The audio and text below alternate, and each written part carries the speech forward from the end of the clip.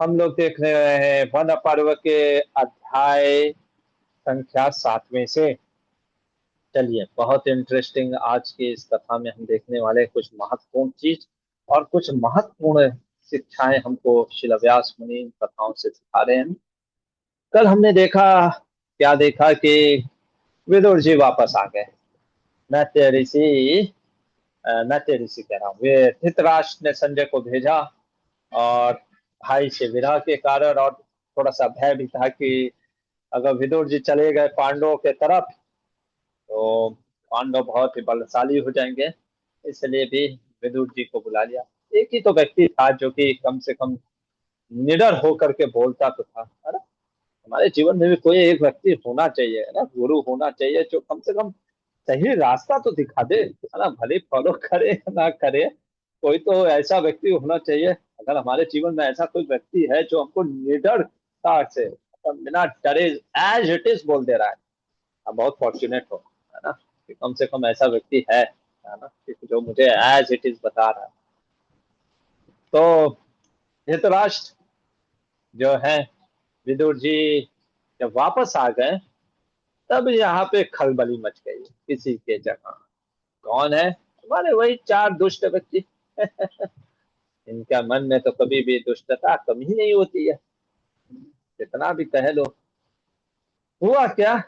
ये चार चार दुष्ट तो आप जान ही गए होंगे, दुर्योधन, दुशासन, शकुनी और कर्ण, है ना। दुर्योधन को जब पता चला कि पिताश्री ने वापस बुला लिया, वैशंपायन मुनि कहते हैं दुर्योधन आता है, शकुनी, कर्ण और सुशासन इन सब के सामने बोलता है, कहता है देखो वो विदुर वापस आ गया, बुद्धिमान है। वो बार बार मेरे पिता को फिर से बोलेगा कि वापस बुला लो पांडवों को, वापस बुला लो, वो राज्य वापस देने की बात जरूर करेगा। अब मैं कसम खा रहा हूं तुम लोग के सामने, मैं जहर खा लूंगा, फांसी लगा लूंगा या अपने आप को जला के मार डालूंगा।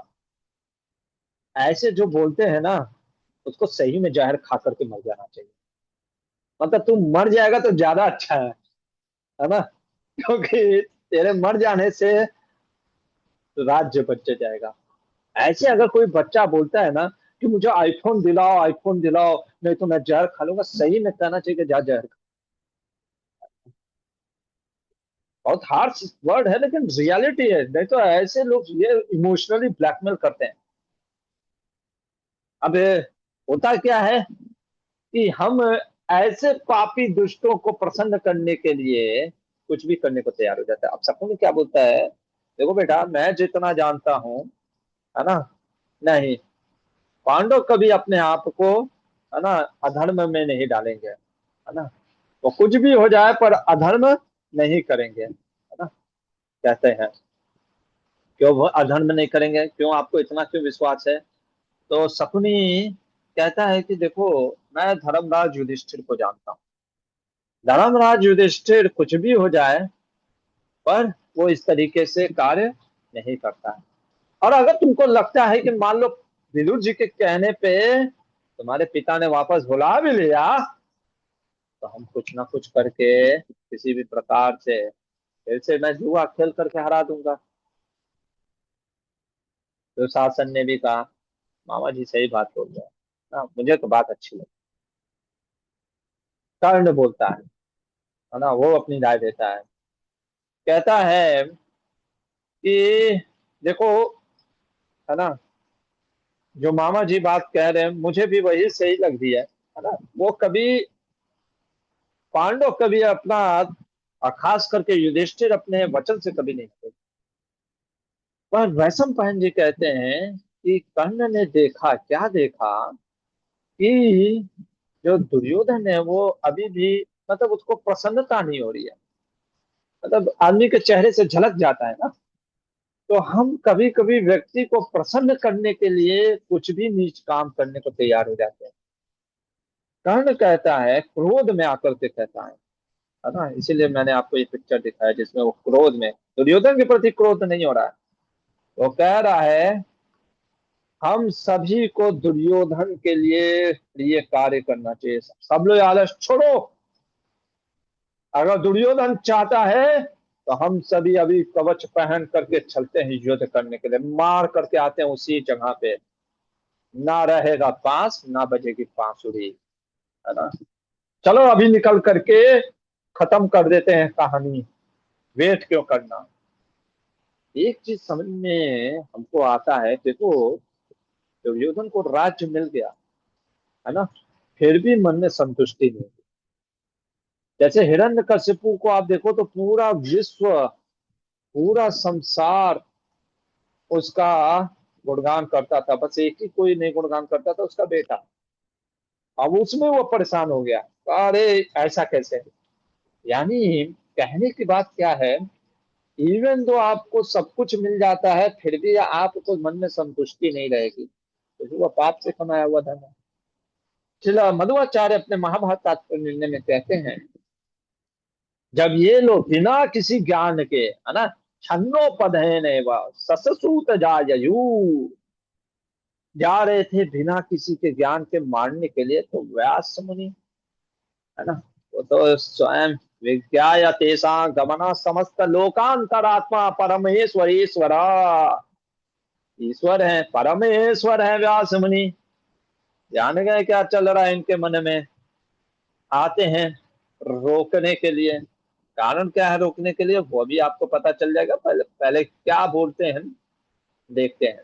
व्यास मुनि आए, आ करके बोलते हैं किसको, राजा धृतराष्ट्र को, है ना। कहते हैं धृतराष्ट्र, मैं तुमको एक बात बताता हूँ जो तुमको शायद पता नहीं होगा। क्या बताइए, क्या बात है। देखो, ये जो छल पूर्वक तुम लोगों ने जुए में हराया है ना पांडवों को, ये तो मैं गलत मानता हूँ, ये नहीं होना चाहिए था। चलो अभी जो हो गया सो हो गया, लेकिन अब ये कार्य मत करो। ये क्या कार्य है, कहते तुम्हारा बेटा जो है ना, अपने बेटे को शांत करो, पागल है, पागल मूढ़ है ना, कह रहे हैं मूढ़ा, है ना, वो मूर्ख है, उसको नहीं समझ में आता है, उसको समझाओ। विदुर जी जो बात कह रहे हैं एकदम सत्य है ना। विदुर जी विद्वान है, कृपाचार्य द्रोणाचार्य, हम सभी साधु स्वभाव, तुम भी साधु स्वभाव के हो, उसको भी कह रहे हैं तुम भी साधु स्वभाव के हो, तुम्हारा भी इतना मतलब, दुर्योधन के जितने कपटी तो धृतराष्ट्र तुम नहीं हो। ये जो तुम्हारा बेटा है ना, इसको अगर अभी नहीं रोके ना, इसका सर्वनाश हो जाएगा। पर हुआ क्या, वो जा रहा है पांडवों को मारने, पांडवों को मार तो पाएगा नहीं, खुद ही मर जाएगा। मैंने एक चीज समझ लिया, कहते हैं कौन, हमारे व्यास मुनि, उन्होंने ही जन्म दिया एक तरीके से, है ना। कहते हैं मैंने एक बात समझ ली है जीवन में, क्या, अथवा जाया जायमानस्य यच्छिल्ल मनु जायते, क्या, व्यक्ति का जो जन्म के समय जैसा स्वभाव होता है ना, बदलता नहीं है, व्यक्ति का नेचर नहीं बदलता है। भगवत गीता के 3रे अध्याय के 34वें श्लोक में भी भगवान कुछ इसी प्रकार से बोलते हैं, अगर आप पढ़ोगे तो, निग्रह किम करिष्यति, व्यक्ति का स्वभाव नहीं बदलता है, बहुत पावर चाहिए होता है, बहुत भक्ति का पावर चाहिए होता है वो बदलने के लिए। इसका स्वभाव ही है छल कपट करना, है ना। अच्छा क्यों आए चित्र युद्ध, मर जाता अच्छा होता दुर्योधन, है ना, मन में मेरे भी प्रश्न आया, है ना, क्यों बचाने आए। व्यास मुनि कहते हैं कि, है ना, क्यों बचाने आते हैं, हमारे मध्वाचार्य अपने महाभारत तात्पर्य निर्णय में बताते हैं, है ना? कहते हैं कि इसलिए बचाने आए क्योंकि हरि की इच्छा नहीं थी अभी, है ना। देखिए 18वें श्लोक में कहते हैं, तो त्वेति राजा नमन नमंत शक्ति व्यासो ययो तत्गे तेसु तेसु युधान धेसु हतेसु। कहते हैं कि मानो व्यास मुनि ये सोच रहे थे चलो ये पांडव मार तो देंगे कौरवों को, लेकिन धरती का बोझ कम नहीं होगा, क्योंकि बहुत सारे दुष्ट राजा बैठे हैं, है ना। बहुत सारे दुष्ट राजा बैठे हैं, सफाई कैसे होगी? इसीलिए सबको एक साथ बुला करके एक जगह पे साफ करना था। ये भगवान हरि की यूनिक प्लान था। सर्वाश्च चेष्टा, है ना। अब देखो कितना बड़ा अद्भुत चीज है ना। शिला मध्वाचार्य कहते हैं सर्वाश्च चेष्टा। देखो भगवान हरि परमात्मा के रूप में सबके हृदय में है। दुर्योधन के मन में जो विचार आ रहा है कि मुझे मारने की, कहीं ना कहीं भगवान परमात्मा सैंक्शन कर रहे हैं। और वही परमात्मा भगवान हरि व्यास मुनि के रूप में आकर के रोक भी रहे हैं। अद्भुत है ना। समझ में नहीं आता है कृष्ण की क्या रणनीति है ना। अंदर से ऐसा लग रहा है कि वो जो दुर्योधन के मन में जो चल रहा है वो हरि की ही इच्छा है, और वो बाहर से रोक भी रहे हैं। तो ये कारण था, व्यास मुनि चाहते थे कि ये अभी नहीं मरे। कौन? कौरव सब मरे, पर बाद में मरेंगे, जब साथ में मरेंगे। कहते हैं ना पाप का घड़ा बढ़ाने के लिए। तो हाँ, वापस आते हैं महाभारत में। तो धृतराष्ट्र जब कहता है ना, कि आप जो बात कर रहे हैं कि देखिए मैं भी आपको कुछ बोलना चाहता हूँ। मैं आपकी बात से पूरी तरीके से सहमत हूँ। मुझे भी जुआ खेलने कुछ पसंद नहीं था, है ना। मैं भी जुआ खेलना नहीं चाहता था। मुझे समझाया था द्रोण विदुर जी सबने, पर क्या करूं, इतना मोह में हूं मैं, पुत्र के प्रेम में मैं मैं क्या करूं, मैं अटैचमेंट छोड़ नहीं पाता हूँ अपने बच्चे का, क्या करूं। परेशान हूं मैं, छोड़ ही नहीं पाता हूँ, है ना। रोने जैसा लगता है। कहता मैं अटैचमेंट छोड़ नहीं पाता हूँ, कुछ बताइए कैसे अटैचमेंट छोड़ो। व्यास मुनि एक कथा सुनाते हैं। कहते हैं नहीं तुम बात सही बोल रहे हो, बेटे का मोह तो ऐसा होता है कि बड़े बड़े लोग नहीं छोड़ पाते। मैं तुमको एक कथा बताता हूँ। इसकी कथा कहते हैं, सुरवी गाय की कथा बताता हूँ, है ना। एक बार की बात है, सुरवी गाय रोते हुए आती है किसके पास? देवराज इंद्र के पास। इंद्र देव ने पूछा क्यों रो रही हो, है ना, क्या हो गया, सब कुशल तो है? सुरभि कहती है नहीं, मुझे अपने पुत्र के लिए शोक हो रहा है। क्या, क्यों शोक हो रहा है, क्या हुआ? तो नीचे कर करके दिखलाती है कि देखिए, है ना, जैसे आप देख रहे होंगे, है ना, मुख शांत चाबुक से मेरे बेटे, है ना, बैल से हम हल जोतवाते हैं, कितना दुबला पतला हो गया मेरा बेटा, प्राण सा शून्य पड़ गया है, चाबुक से मार रहा है, मुझे दुखी हो रहा है। इंद्र कहते हैं कि अरे ऐसे तो हजारों तुम्हारे पुत्र हैं, सभी तो तुम्हारे ही पुत्र हैं, तो तुमको इसी के ऊपर क्यों दया आ रही है? अरे हाँ मेरे सभी पुत्र हैं, पर ये दीन दुखी है, इस पे ज्यादा दया उमड़ रही है। होता है ना, माँ बाप के जो तीन चार बच्चे होते हैं, एक बच्चा जो बहुत ही ना कमजोर होता है, कुछ नहीं कर पाता है या दुखी होता है, उस पर ज्यादा दया भी आती है माँ बाप को। तो व्यास जी इस कहानी के माध्यम से ये बता रहे थे धृतराष्ट्र को, धृतराष्ट्र मैं समझता हूँ तुम्हारी बात को, है ना। कौरव और पांडव दोनों तुम्हारे पुत्र हैं। एक तरीके से अगर देखा जाए तो तुम्हारा जो कौरव जो ये सब है, दुर्योधन अभी तो हंस खेल रहा है ना, दीनहीन कौन है पांडव, तुमको उन पे दया करना चाहिए। मतलब व्यास मुनि एन केन प्रकार न रोकना चाह रहे हैं, कह रहे कि दया करो इस पे, कम से कम दया की भावना से अपने बच्चों को रोको। तो जब हम इस प्रकार से बोलते हैं, तो मानो फिर धृतराष्ट्र बोलता है कि आप ही समझाइए, मेरी तो बात तो समझ ही नहीं रहा है ना। आप अगर कुछ समझाना चाहें तो बताइए।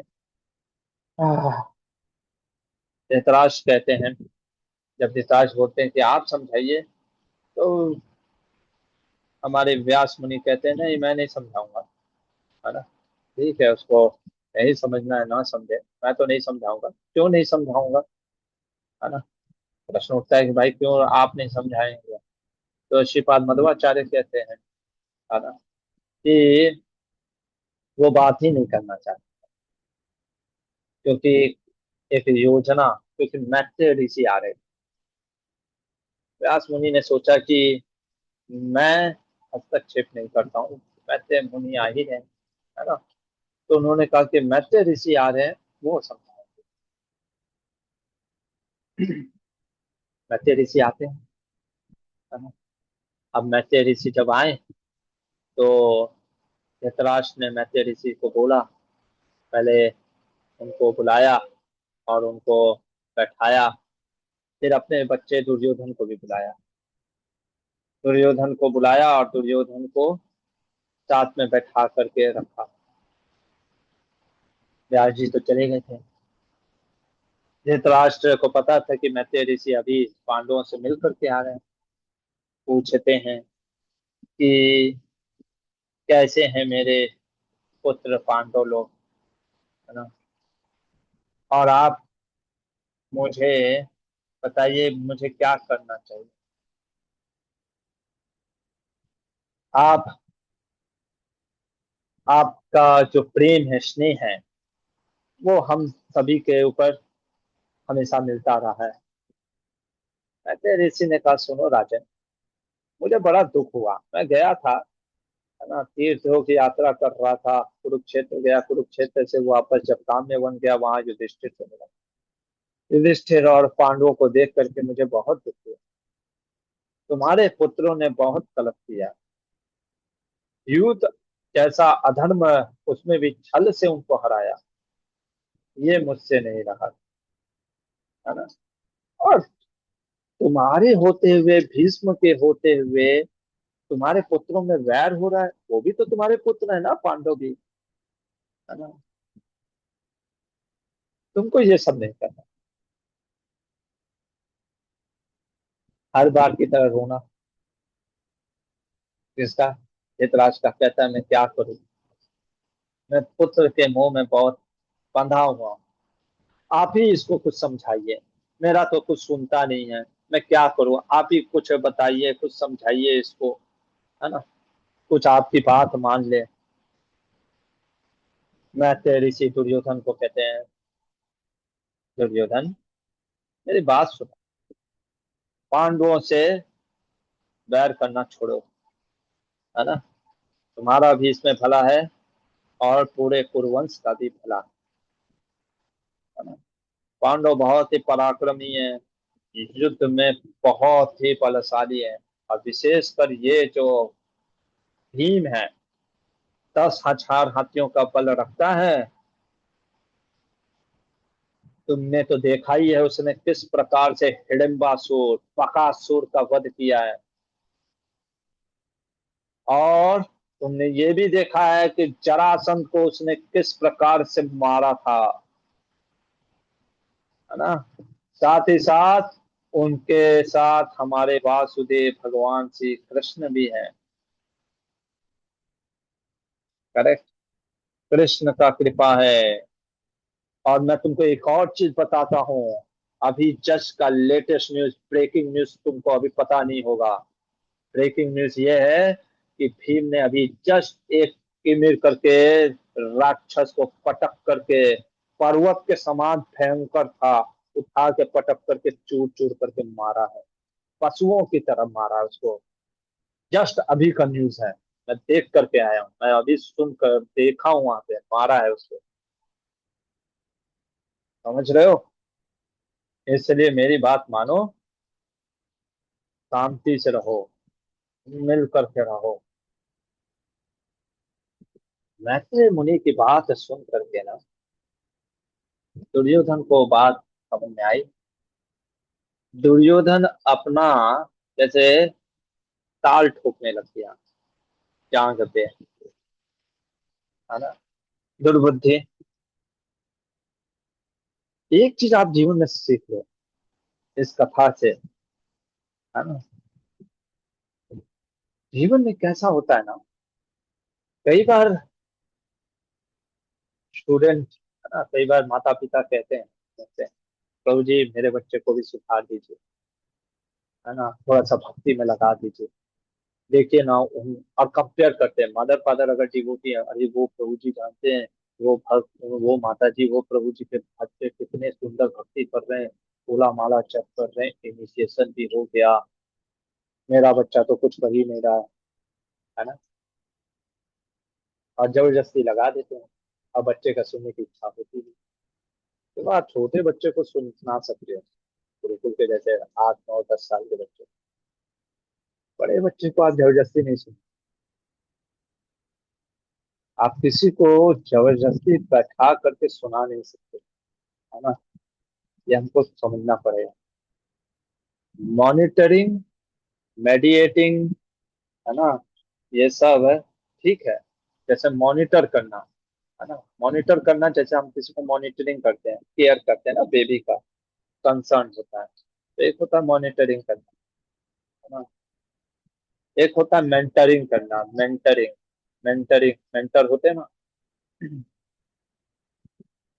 लेकिन जब चाइल्ड बड़ा हो जाता है ना, ग्रो अप हो जाता है ना, तो उसको मॉनिटरिंग इरिटेशन लगता है। और मेंटरिंग भी जो होता है ना, अगर मेंटी नहीं चाहता है, कोई पॉजिटिव दिन नहीं होता। इसीलिए मैं मेंटरिंग उनका नहीं करता जिनको डिजायर ही नहीं होता है मेंटी। इसलिए मैं उन भक्तों से पूछता भी नहीं हूँ कि आप आ रहे हो कि नहीं आ रहे हो क्लास। क्यों? क्योंकि मैं जब 1 2 बार पूछता हूँ और मैं जब उनका रिस्पॉन्स देखता हूँ ना, तो मैं कहता हूँ अननेसेसरली को डिस्टर्ब मत करो किसी को। मैं तो धृतराज चाहता था कि मैं तो ऋषि मेंटर बने, काउंसल दे दुर्योधन को, है ना। और दुर्योधन को विषय नहीं था हियर करने में, उसको किसी का सुनने की इच्छा ही नहीं थी। और उल्टा क्या होता है ना, इंसल्ट कर देते हैं ऐसे संतों महान आत्मा को, है ना। अननेसेसरली का फोर्स करते, नहीं प्रभु जी सुधार दीजिए, है ना। जैसे धृतराष्ट्र भेज रहा है अपने बेटे को, मैं तेरे से बस, अरे सुधार दीजिए, कुछ तो समझा दीजिए, कुछ अच्छी ज्ञान की बातें बता दीजिए। और ज्ञान की बातें छोड़ो, वो अपमान करने लगा, है ना। मैं तेरे ऋषि ने कहा ठीक है, ये स्पीकिंग नहीं, इसको स्पीकिंग काम नहीं करेगा, इसको ब्रेकिंग काम करेगा। कुछ लोग को दर्शन नहीं सुदर्शन चाहिए होता है, और दुर्योधन उन्हीं में से एक है। उसको दर्शन की बात नहीं समझना, है ना। वो अपने हाथ से ना जांग को ठोक रहा, इस तरीके से, ऐसा मतलब होता है ना, एकदम अहंकार में बैठा हुआ था। "हाँ, कौन सा बड़ा काम कर दिया तुमने, मार दिया", तो मतलब ईर्ष्या भी था ना, विशेषकर भीम के प्रति, है ना। और कूदो इधर आता, तो ऋषि ने कहा, क्या बोला कि यस्मात् त्वं माम अनाधात्यम नेमाम वाच चिकीर्षसि। दुर्योधन, तू मेरी बात नहीं मान रहा है ना, बहुत अभिमान में फूल गया है तू, जिस जांग के ऊपर तू इतना हाथ फेर रहा है ना, आज से, है ना, इसी जांग को तत् भीमो गदादा, अपने भीम अपने गदाओं से इस जांग को तोड़ डालेगा। यानी सिर्फ भीम के वचन के कारण ही उसका जांग टूटा नहीं था, मैत्रेय ऋषि का श्राप भी था। मैत्रेय ऋषि ने श्राप दिया था इसको, दुर्योधन को, और कहा था कि तेरा जांग टूटेगा अगर तूने, तो ये जो धृतराष्ट्र होते हैं, जैसे आप देख रहे हो ना, भीख दया की भीख मांगने लगे पुत्र के प्रति। मैत्रेय ऋषि ने कहा सुनो, है ना, अगर ये राज्य वापस कर देगा, मेल मिलाप कर देगा, तो मेरा साथ नहीं लगेगा, नहीं तो निश्चित उसका जांग टूटेगा। और ये बोल करके मैत्रेय ऋषि उठ गए और जाने लग गए। अब धृतराष्ट्र पूछता है कि पर वो किरमिर का कैसे वध किया। मैत्रेय ऋषि बहुत दुखी हो गए थे। आप सोचो, किसी गुरुजन का अपमान करोगे, दुखी होकर के चले गए थे, मैं नहीं बताऊंगा कुछ, उन्हीं से पूछ लेना, विदुर जी आपको बता देंगे। किस पर वो भी वहां पे गए थे ना, वो आपको अच्छे से बताएंगे कैसे किरमिर का वध किया भीम से। हरे कृष्ण ये बोल करके मैं तेरे की वापस चलेगा। और जो किरमिर का वध किस प्रकार से भीम ने मारा, वो अब हम कर ले देखेंगे। फिलहाल के लिए यहीं पे रुकते हैं। किसी का कोई प्रश्न है तो पूछिए। यस नारायण प्रभु। हरे कृष्णा प्रभु जी, प्रणाम। प्रभु, बस ये है कि आज तक पहले तो कभी मैत्री ऋषि का सुना नहीं था वर्णन, मतलब कहीं पे भी। तो उसके लिए धन्यवाद। मतलब ऐसे इतना डिटेल में उसी तरीके से पता चला जैसे पांडवों का भी हमें नहीं पता था कि पांडवों का मतलब लाइक साथ में ये जो ऋषि थे, मैं नाम भूल गया प्रभु, क्षमा कीजिएगा। जो धौम्य पांडवों ऋषि। के साथ हाँ, धौम्य ऋषि, जी जी जी। तो वैसे भी उनका भी नहीं पता था। तो काफी अच्छा है कि लाइक इन बुक्स रीड करते करते जा रहे हैं तो डिटेल्स मिल रही है। वो एक प्रश्न बस ये था कि शकुनी को कोई श्राप मिला हुआ था, लाइक मैंने बस कहीं से सुना कि तो उसके लिए मैंने आपसे सोचा पूछूंगा प्रभु से। कैसा श्राप? मतलब ऐसा कुछ भीम भीम के रिलेटेड कुछ श्राप प्रभु। नहीं नहीं, वो उसने दिया था जहाँ भीम ने बोला था कि तुम्हारा वध करेगा सहदेव। और कोई शकुनी को ऐसे कोई श्राप नहीं था। नहीं नहीं, श्राप नहीं, मतलब भीम ने बस बोला था कि कर्ण का वध करेगा हमारा अर्जुन, और सपने तुम्हारा तो उड़ाएगा मेरा भाई सहदेव। हम्म। ऐसे था। जी जी प्रभु, धन्यवाद। हरे कृष्ण। हरे कृष्ण। यश पल्लवी माता। हरे कृष्णा, दंडवत प्रणाम प्रभु जी। ये कर्ण का बात, ये क्या थी ऐसी कि चलो दुर्योधन अभी इस बात से खुश नहीं हुआ है तो चलो मार देते हैं, तो चलो इससे खुश होगा, तो सिर्फ उसको खुश करने के लिए मारने के लिए निकला। ये क्या बात हाँ हुई? जी। हाँ वही चीज है कि वो, मतलब कि दुर्योधन के खुशी के लिए उसको क्या है ना, वही चीज है ना, कई बार हम लॉयल्टी दिखाने के लिए कि हाँ मेरा दोस्त है, इसने मेरी हेल्प की थी उस समय जिस समय कोई नहीं था, है ना, मुझे अंगराज बनाया, अंग देश का राजा बनाया, इसलिए वो उसको प्रसन्न करने के लिए कुछ भी करने चल जाता है कि नहीं मेरा भाई मेरा दोस्त को अच्छा सुख नहीं मिल रहा है, चलो बेटा। यही तो होता है पैम्परिंग। माता पिता भी आजकल बच्चे को बहुत पैम्पर करते हैं। कुछ भी मांग रहा है दे दो, आईफोन मांग रहा है दे दो, ना तो बोलने का आदत नहीं। अब बच्चा बिगड़ता चला जाता है। ये चीज, तो वही चीज हुआ। ठीक है माता जी। जी हरे कृष्ण। हरे हरे कृष्णा। और किसी का कोई प्रश्न है? नहीं तो फिर रुकेंगे और देखेंगे कल किरमिर वध अब प्रारंभ होगा, है ना। चलिए यहीं पे रुकते हैं, पर एक चीज हम आज यहाँ पे बहुत सुंदर चीज सीखे जीवन में। क्या चीज सीखे? Teaching is the responsibility of a teacher. शिक्षा देना शिक्षक की जिम्मेदारी है, but learning is the responsibility of a student. सीखना बच्चे की जिम्मेदारी है, स्टूडेंट की जिम्मेदारी है। मैत्र ऋषि सिखाने को तैयार थे। पिता धृतराष्ट्र जबरदस्ती दुर्योधन को बैठाए, पर दुर्योधन नहीं सीखा, है ना। आप देखो, अर्जुन और दुर्योधन और धृतराष्ट्र में यही अंतर है। Duryodhana not wishing to be mentor, इसलिए वो कुछ नहीं सुना और इंसल्ट कर दिया मैंने ऋषि को, और फिर कर्ज मिला जो हमने देखा थे जहां करके। धृतराज भी कुछ इसी तरीके का है। वो भी वो चीज नहीं सुनना चाहता जो उसको पसंद है। बस ये है कि वो दुर्योधन के जैसे दिस क्या बोलते हैं, निंदा या इंसल्ट नहीं करता है, पर वो भी नहीं सुनता है। अर्जुन में अगर आप देखोगे, शुरुआत में अर्जुन भी आर्ग्यूमेंट कर रहा था, है ना। कहता है कि I know all this thing, मैंने सुना है ना, मैंने सुन रखा है भगवान अपने लोगों को मारने से कितना बड़ा पाप लगता है।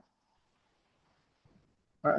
और जब तक अर्जुन इस तरीके से बोल रहा था तब भगवान कुछ नहीं बोले, लेकिन फिर अर्जुन के, भगवान का पार्षद है ना, अर्जुन फिर सरेंडर होता है, कहता है शिष्यस्य हम साधि मानताम प्रपन्नम, और विलिंग टू हियर।